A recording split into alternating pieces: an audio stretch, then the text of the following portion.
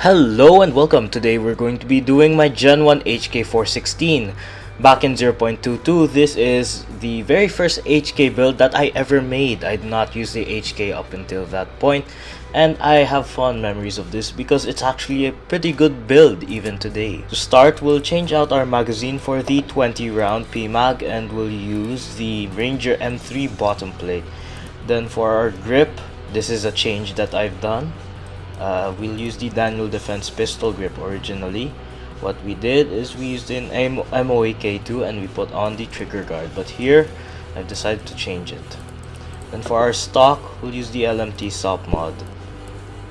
Yeah, if you want to go for the actual original thing, then just use the MOE, as I will today. We'll remove this front folding sight and we'll change this handguard out for the Midwest Industries 14-inch. Then for our muzzle device, we'll use the War Comp and the SOCOM 556. We'll color that black. And then on top, our optic stack is a 553. We'll put it around here. Then after that, we'll use a G33 flip to side mount. Move that here. And then on the magnifier, we'll actually be using the riser because now the height of the 553 got changed. And then we'll put on the magnifier. And then finally, on the bottom, we can just take an 11 slot M-lock and use the AFG. I switched between an AFG and then using the CAG BCM gunfighter, but I think this is the one that I stayed with most of the time. And yeah, finally we'll just put on this Holosun LS321G laser. If they had the iris, I would have put it on. And then for ammo, use CBC. This is what I used back in the day, but M855 is also a good choice. Your choice. Good luck out there. It's not a high riser.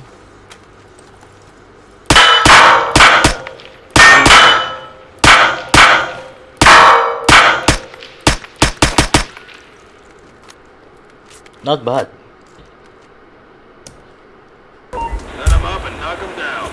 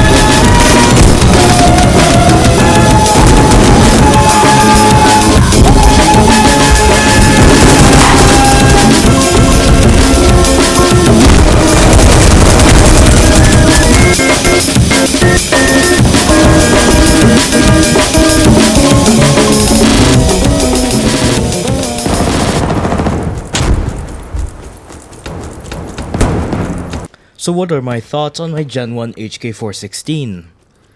I am surprised by how well this thing holds up to this day. It's a 20 round 14-inch long handguard HK416, which by most standards should not be working this well in 0.23, but by some miracle it does.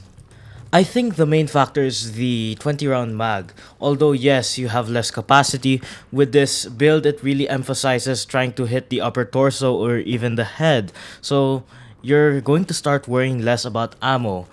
Even then, 20 rounds is still more than enough to take out maybe 3-4 guys. And that includes maybe suppressive fire. Plus this thing, the recoil feels like a 9mm, a good 9mm, which is very low. It's lower than even some scarred low recoil builds that some people have shown me, and it's really a joy to use. It's also really good to handle, and overall it just feels better than most other HK builds that I've made. Well, yes, it certainly looks kind of wonky that it's kind of a battle rifle setup, but at the same time I'm using a EOTech and a magnifier. It surprisingly works really well. If I had only the EOTech, I wouldn't have the long range capability, and if I had just used a 3x like the NC Star, probably wouldn't have worked as well. Another thing is that this is really responsive.